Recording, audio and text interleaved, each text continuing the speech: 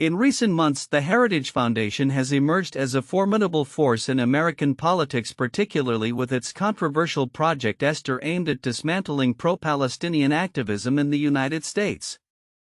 This initiative, which gained momentum following Hamas's attack on Israel in October 2023, seeks to reshape public discourse surrounding Israel and its critics, particularly in educational settings. The Foundation's aggressive stance has raised concerns about free speech and academic freedom in the U.S., leading to a profound national conversation about the implications of such political strategies. In late April, a delegation from the Heritage Foundation traveled to Israel to confer with influential figures in the Israeli government, including the Foreign and Defense Secretaries as well as U.S. Ambassador Mike Huckabee. Their mission was not solely diplomatic, it was also to strategize around Project Esther, which proposes a sweeping campaign against what it describes as the Hamas Support Network in the U.S.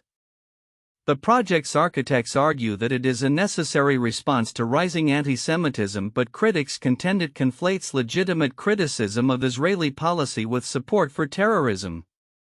Victoria Coates, a former Deputy National Security Advisor and now the Vice President at Heritage overseeing Project Esther, articulated the Foundation's priorities in a recent interview. The phase we're in now is starting to execute some of the lines of effort in terms of legislative, legal, and financial penalties for what we consider to be material support for terrorism, she stated. This includes efforts to defund universities deemed too sympathetic to Palestinian causes and to discourage foreign students advocating for Palestinian rights. The plan reflects a broader political agenda that has found resonance within the Trump administration. Since President Trump's inauguration, there has been a notable alignment between the administration's actions and the proposals outlined in Project Esther. Analysis from the New York Times suggests that more than half of Project Esther's recommendations have been mirrored in recent governmental moves, including threats to withhold federal funding from universities and calls for the deportation of activists. Critics of Project Esther, including organizations like Jewish Voice for Peace, argue that the initiative exploits genuine concerns about anti-Semitism to suppress dissenting voices, particularly on college campuses. Trump is pulling straight from the authoritarian playbook, using tools of repression first against those organizing for Palestinian rights, remarked Stephanie Fox, the group's executive director. The project has been met with skepticism from within the Jewish community as well, with some leaders warning against the dangers of conflating political dissent with anti-Semitism. The Heritage Foundation's approach marks a significant shift in the political landscape, with its narrative framing any opposition to Israeli policies as tantamount to supporting terrorism. Jonathan Jacoby, the director of the Nexus Project, commented on this shift, stating Project Esther changed the paradigm by associating anyone who opposes Israeli policies with the Hamas Support Network. This redefinition of political discourse threatens to stifle legitimate debate about Israel and Palestine, raising questions about the future of academic freedom and free speech in the U.S. As the Heritage Foundation continues to push its agenda, the implications for colleges and universities are profound. The proposed measures could reshape the educational landscape, creating an environment where dissent is not only discouraged but actively punished. This has sparked a fierce debate about the role of institutions in fostering open dialogue and the potential consequences of allowing political agendas to dictate academic policies. Looking ahead, the tension between the Heritage Foundation's objectives and the principles of free speech and academic integrity will likely intensify. As the political climate evolves, the impact of Project Esther may serve as a litmus test for broader societal attitudes toward dissent activism and the boundaries of acceptable political discourse in the United States. The coming months will be crucial in determining how universities navigate these pressures and uphold their commitment to free expression in the face of growing political scrutiny. In a significant turn of political events, former President Donald Trump has unveiled a controversial proposal to repatriate thousands of Ukrainians and Haitians living in the United States, which he insists would be funded through foreign aid allocations. This initiative, announced on May 20, 2025, is part of a broader strategy to bolster his budget bill, which aims to garner support from hesitant members of the Republican Party. Trump's proposal has sparked intense debate, particularly given the ongoing humanitarian crises in both Ukraine and Haiti. The plan suggests reallocating funds typically earmarked for foreign assistance to facilitate the repatriation of these groups. "We have a responsibility to our own citizens first," Trump stated during a press conference, framing the initiative as a patriotic duty. The former president emphasized that by bringing these individuals back to their home countries, the U.S. could divert resources to address domestic issues, a sentiment that resonates with a significant faction of his base. However, critics argue that the proposal undermines the complexities surrounding immigration and international aid. Many experts have raised concerns about the implications of such a drastic measure, suggesting it could exacerbate existing vulnerabilities in Ukraine and Haiti. Repatriating individuals from countries grappling with instability is not just a matter of logistics, it's about moral responsibility and international relations, commented an immigration policy analyst. The decision to repurpose foreign aid funds could also strain relationships with allies and diminish the U.S.'s role as a global leader in humanitarian efforts. Simultaneously, the political landscape within the GOP appears increasingly fractious. Trump's efforts to rally support for his budget bill have been met with mixed reactions from party leaders. In an attempt to consolidate power, Trump has been reaching out to key factions within the House, referred to colloquially as the Five Families. These groups, consisting of influential lawmakers, hold substantial sway over legislative decisions and could determine whether Trump's agenda gains traction or falters. Reports indicate that Trump has employed both persuasion and threats to secure backing for his budget proposal, which includes more than just the repatriation plan. His approach has been characterized as a high-stakes gamble, with some allies expressing unease over the potential fallout. "The stakes have never been higher," acknowledged a GOP strategist. If Trump can't unify the party behind this budget, it could undermine his influence moving forward. As the political drama unfolds, the repercussions of Trump's proposals are likely to extend beyond immediate legislative outcomes. The interplay between foreign policy, domestic concerns, and immigration reform could redefine the GOP's identity in the coming years. Observers will be closely monitoring how party dynamics evolve in response to Trump's assertive tactics, particularly as the 2024 election cycle looms on the horizon. In conclusion, Trump's proposal to repatriate Ukrainians and Haitians using foreign aid raises profound questions about the intersection of foreign policy and domestic priorities. As the former president seeks to solidify his control over the Republican Party while addressing pressing issues, the coming weeks will be crucial in determining the trajectory of both his political ambitions and U.S. immigration policy. The outcomes of these negotiations could signal a pivotal moment for the GOP, reshaping its future in a rapidly changing political landscape. The tech industry is an expansive and rapidly evolving landscape, yet recent analyses reveal a troubling trend. Europe's share of this lucrative sector remains alarmingly small.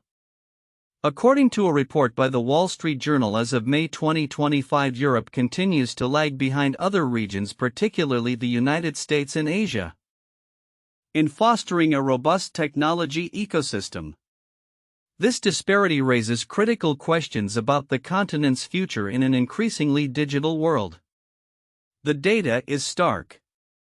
Europe commands only about 10% of the global tech market, a statistic that underscores the continent's struggle to keep pace with its counterparts.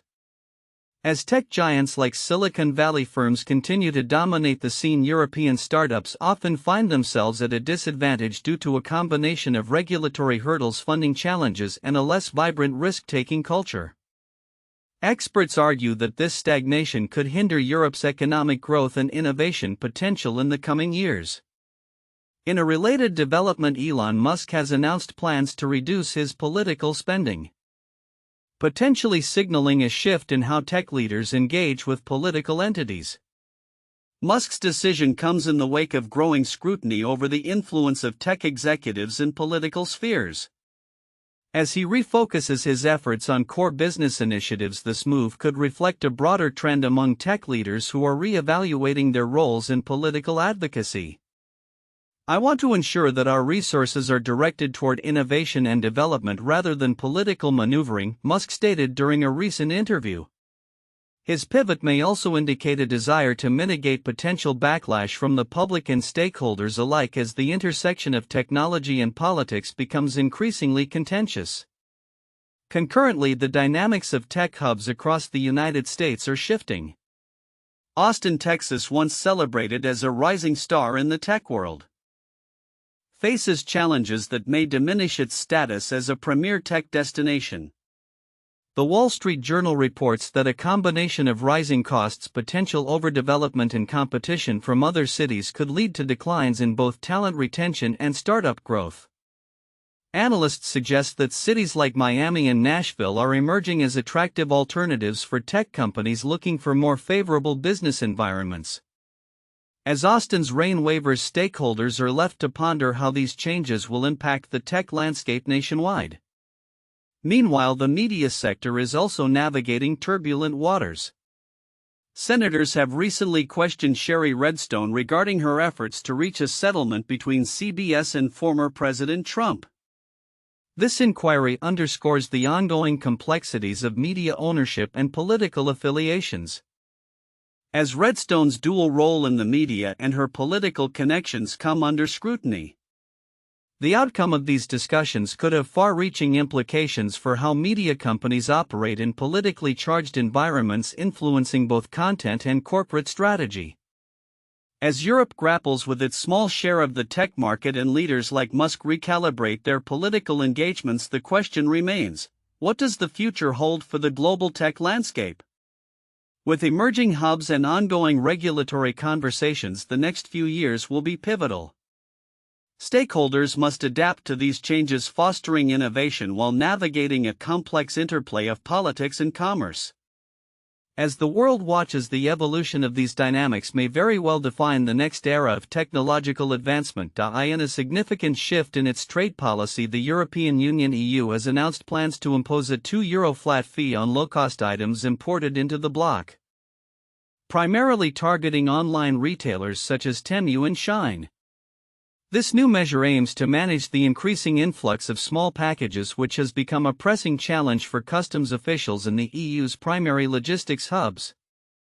The proposal, announced by EU Trade Commissioner Maros Šefčovič, reflects growing concerns over the safety and compliance of products entering the market, as well as the competitive pressures faced by local retailers. Šefčovič highlighted the challenges presented by the huge flood of parcels, which has risen to an estimated 4.6 billion items annually. The handling fee is not a tax, it's compensation for the cost that should be paid by the platform, he stated during a parliamentary session. While the proposed fee on direct consumer shipments is set at €2, a reduced charge of 50 cents will apply to items sent to warehouses. The intention behind this structure is to offset customs costs and contribute to the EU budget, thereby alleviating the financial burden on customs checks that have seen a notable increase in volume. The EU's move mirrors recent actions taken by the United States, where a similar crackdown on low-cost imports has been instituted. Following the suspension of the de minimis exemption, previously allowing shipments valued under $800 to enter without tariffs, American consumers have felt the effects of increased prices. The EU's decision is not only an economic measure but also a response to rising complaints about the influx of non-compliant and potentially dangerous goods from abroad. Critics of the new fee, notably from platforms like Temu and Shein, have yet to publicly comment, but the implications for their business models could be profound. Both companies operate on low-margin, high-volume sales strategies that could be adversely affected by increased shipping costs. Temu, which recently halted direct shipments to the US amid similar regulatory pressures, may find its European expansion efforts similarly constrained. In Brussels, the proposal is expected to be included in a broader overhaul of customs regulations aimed at tightening controls and enhancing coordination across member states.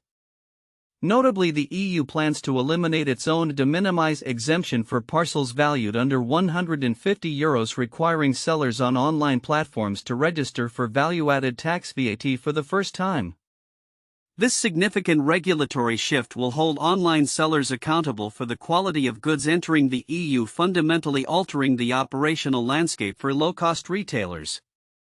The broader economic ramifications of the EU's proposed handling fee extend beyond immediate consumer costs. As European economies grapple with the pressures of inflation and competition from international markets, the handling fee represents a proactive attempt to safeguard local industries while ensuring that safety standards are upheld. This initiative is part of the EU's ongoing efforts to establish a more resilient and equitable single market.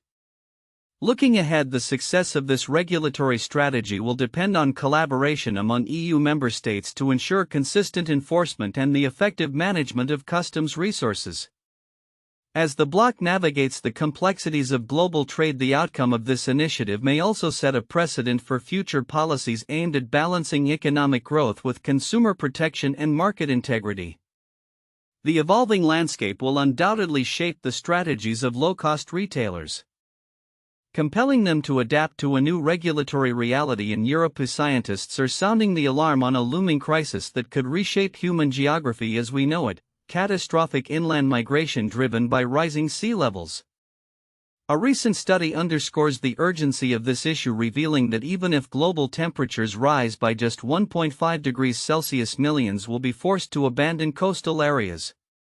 This migration trend is projected to unfold as the world continues to grapple with the climate crisis, which has accelerated the loss of ice from the Greenland and Antarctic ice sheets, an alarming phenomenon that has quadrupled since the 1990s. The principal driver of sea level rise, the study suggests, is not just a future concern but a present reality. At the current rate of warming, averaging 1.2 degrees Celsius, sea levels are expected to rise by about 1 centimeter each year by the end of the century, outpacing the ability of nations to construct adequate coastal defenses. The implications are staggering. Approximately 230 million people currently live within just 1 meter above sea level, while 1 billion reside within 10 meters. Even a modest rise of 20 centimeters by 2050 could incur global flood damages of at least $1 trillion annually across the 136 largest coastal cities. Professor Jonathan Bamber from the University of Bristol emphasized the importance of taking immediate action, stating, "If you get to a rise of 1 centimeter a year, it becomes extremely challenging for any kind of adaptation, and you're going to see massive land migration on scales that we've never witnessed in modern civilization." The study asserts that even if the world manages to adhere to the 1.5 degrees Celsius target set by international agreements, the consequences for coastal populations will be dire, particularly for developing countries like Bangladesh, which have fewer resources to mitigate the impacts of rising waters. The research published in Communications Earth and Environment draws on data from warm periods dating back 3 million years, revealing that several meters of sea level rise is likely when temperatures reach 1.5 degrees Celsius or higher. The last time atmospheric CO2 levels were comparable to today's sea levels were significantly higher, indicating the potential for a drastic future if current trends continue. The findings underscore a broader realization that the once accepted 1.5 degrees Celsius limit may not be sufficient to avert catastrophic outcomes related to sea level rise. With projections suggesting potential global temperature increases between 2.5 degrees Celsius and 2.9 degrees Celsius, the risk of irreversible tipping points for ice sheet collapse becomes alarmingly real. Continued mass loss from ice sheets poses an existential threat to the world's coastal populations, said Professor Andrea Dutton from the University of Wisconsin-Madison, highlighting the long-term implications of climate inaction. As the world faces these daunting challenges, the urgency for climate action cannot be overstated. Every fraction of a degree avoided through meaningful policy changes can yield significant benefits, providing more time for adaptation and reducing the suffering of those most vulnerable to displacement. The need for comprehensive planning and international cooperation has never been more crucial as humanity prepares for an uncertain future shaped by climate change. Climate migration is not just a possibility, it is an impending reality that demands our immediate attention and action. In a chilling account that highlights the precarious state of air traffic control at one of America's busiest airports, an anonymous air traffic controller shared her harrowing experience during a blackout incident at Newark Liberty International Airport. The episode, which occurred on May 9, left her alone and unable to track multiple flights for a heart-stopping 90 seconds, a scenario that has raised concerns among aviation professionals about the safety of air travel in the region. The controller, who has been in her role for 16 years, described the moment the outage struck just before 4 a.m. Suddenly all my frequencies cut out. Then my radar scope went dark and I could no longer see the dozens of planes that had dotted my screen seconds earlier. I had no way of tracking where any of the 4 aircraft I had been speaking to were, she recounted, emphasizing the suffocating anxiety she felt as she grappled with the loss of communication. The blackout came just days after a similar incident on April 28, which had already traumatized her colleagues to the point of taking extended leave. I was so shaken by the incident. I was put on stress-related trauma leave the following day, she revealed, raising alarms about the mental toll the job has taken on air traffic controllers amid a backdrop of staffing shortages and technical failures. Currently, about a third of her colleagues are on trauma leave, reflecting a worrying trend within Newark's air traffic control team, which has shrunk significantly since the relocation of operations to Philadelphia last summer. This move was intended to alleviate congestion but has inadvertently compromised the safety and efficiency of air traffic management. A stark reality is the operational strain placed on controllers like her, with many having to manage as many as a dozen aircraft simultaneously during peak times. The controller expressed her fears. Do I think it's safe to fly from or to the airport? Let me put it like this. I deliberately avoid my own airport when booking flights. Her perspective underscores a growing concern that without immediate reforms, a catastrophic incident could be on the horizon. The Federal Aviation Administration (FAA) has acknowledged the issues, stating that they have established a contingency plan to address the outages and a collaborative work group with the National Air Traffic Controllers Association to tackle implementation concerns. However, the anxiety among controllers remains palpable. If the authorities don't fix this mess immediately, people will pay with their lives, she warned, highlighting the urgent need for comprehensive safety measures and adequate staffing levels. The FAA's response included information about the technical challenges they face, indicating that the air traffic control system is outdated and struggling under the weight of increased air traffic. The agency recently reduced the number of allowed flights into Newark, a temporary measure that many believe may not hold in the long term due to operational pressures. As Newark Liberty International Airport continues to grapple with these systemic issues, the need for a sustainable solution has never been clearer. The anonymous controller's plea for reform reflects a community deeply committed to the safety of air travel but increasingly concerned about their capacity to manage it effectively. The potential for further incidents looms large, and without significant changes, the future of air traffic management at Newark remains uncertain.